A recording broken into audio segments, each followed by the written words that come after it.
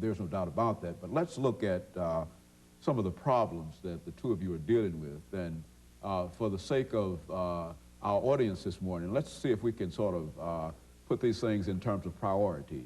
As both of you have been involved in working with young people for many, many years. Now, if you had to this morning put a priority on some of the things that you would identify as some of the real problems that we have dealing with these young people, what are some of the problems? What are some of the things that we would identify as problems this morning? Well, I think Mr. King... challenges or whatever. Right. Mr. King alluded to one that I think is a big factor. Is the images that are placed before our young people, specifically our young males. A lot of times through the gangster rap and some of the other vehicles that are popular with our youth, they're having messages sent to them that give them a false sense of identity and success. The sloppy pants and the negative attitudes toward authority and that kind of thing. And if that's what our youth are consistently exposed to, then they begin to see things in that particular behavior to pattern themselves after. With an organization like 100 Black Men, where our president, Dr. T.B. Boyd, and Mr. Sam Howard, and Mr. Roland Jones, and others, successful businessmen who are coming and showing our young people that they are capable of becoming business leaders and professionals and other successful kinds of professions that are normally not projected to our young people. A lot of times too many sports and entertainment kind of issues are brought before our youth. They need to see some diversity of opportunities so that they realize that the horizon is very broad as far as what they are capable of achieving. Very good. And of course, I think earlier, Mr. King, you mentioned what I consider to be a very, very important factor, and that is this factor of negative role models. Because I think that when we talk about role models, we often forget that you can have a positive role model as well as a negative role model, and if our young people don't have a positive role model, they have to have what? A negative role model. Let's just speak to that in terms of the images that you're trying to project for these young people.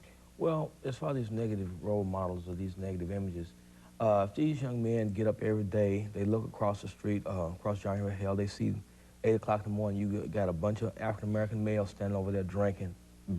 All right, you have said at 25 months old, did this child, even though you assume that he really can't figure out what's going on as far as a relationship between a man and a woman, the first thing he sees is this man hit this woman. And he continually sees her get this woman get hit. Then when it's time for that particular child to have that interaction with that female, the first thing he's going to do is what he's been used to doing, seeing, or conditioned to, and that's to hit a woman. Well, see, the Mental Distinction Program, in that we try to break that cycle. We try to explain to them why that's wrong, and also show them the mechanics behind why we do the things that we do. It's a problem. It's a problem that's solvable. We just have to come up with some workable solutions to correct this situation. Very good, and of course these negative images will have a tremendous impact upon these young people. When we talk about youth and violence, what are the men of 100 Black Men of Middle Tennessee doing in terms of trying to address that as an issue, Mr. JThrealkill? One of the things they're doing is collaborating with the metro school system, where there is a tremendous void of Black males. Tennessee enjoys a statistic of having one African-American male kindergarten teacher in the entire state. So by going into the classroom, they're having direct involvement with a lot of the young people who we're trying to impact.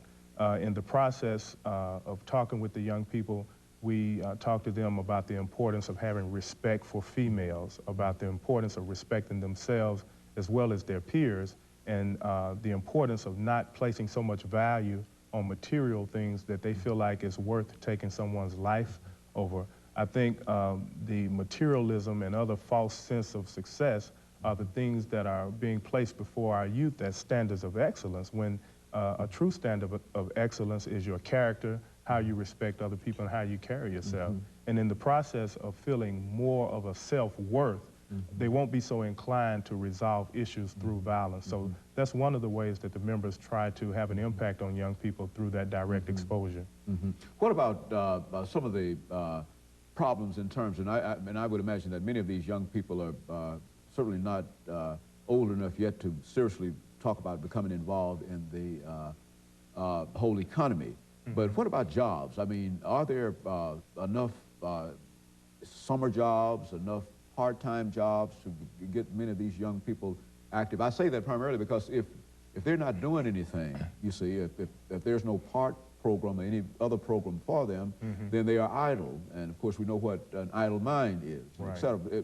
Do you see, either of the two of you see any of thing that the government could do or private corporations to do that might be able to help you in terms of what you're doing? Well, the JTPA program plays a very important role in that process by providing the summer jobs through a lot of the community-based agencies. A lot of the businessmen in the 100 Black Men are looking at ways to develop incentive programs for youth to be involved in entrepreneurial skill development programs and to be able to actually work and earn income for themselves. That's going to be a very important issue for our youth as we look at trying to turn the dollar over more times in the African-American community for them to realize the importance of building a strong economic base. And I think that's going to be a big factor as far as private businesses providing the kind of opportunities that will give our youth a legitimate way of earning income for themselves so that through desperation they don't turn to the negative ways of earning money. And so we know that these negative images or negative role models play a very, very important part in terms of creating the problems that we have with our young people today. Now, what are some of the other things beyond the role models that we generally have to talk about or think about when we deal with this age group?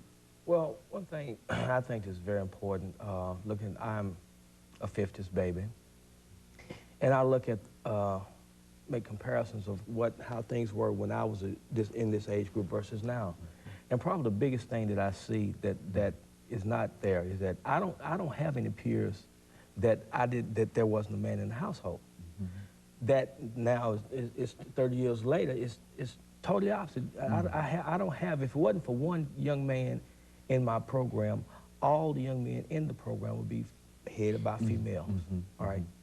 And with that problem, we have a lot of things that you have to be trained with by being a male is not being done.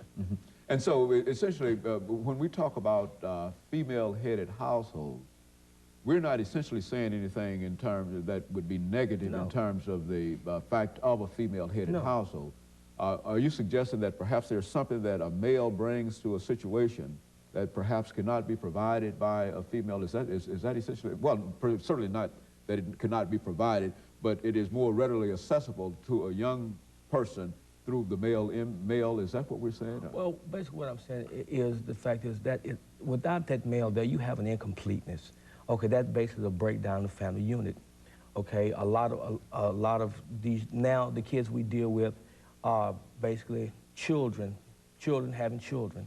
And with this breakdown in the family unit where no longer the nurturing, the love is one thing that has to be taught. Everybody has a capacity for it, but you have to teach that. You have to have examples of it.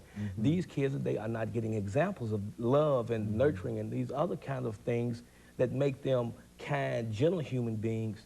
The values of these young men going into school, and young ladies too, where they need to know the ABCs, the colors, the shapes, these basic things before they even enter kindergarten. These kids are not getting this kind of thing because of the breakdown of family, because children having children, the child is having the baby, basically educationally is illiterate, and then having a parent, their mother, that grandmother, was in the same situation, not passing on family values, not telling that child, well, look, you need to sit up and hold this child and kiss this child, and tell this child that you love them, you have worth inside of you, you're no good, this SOB alike.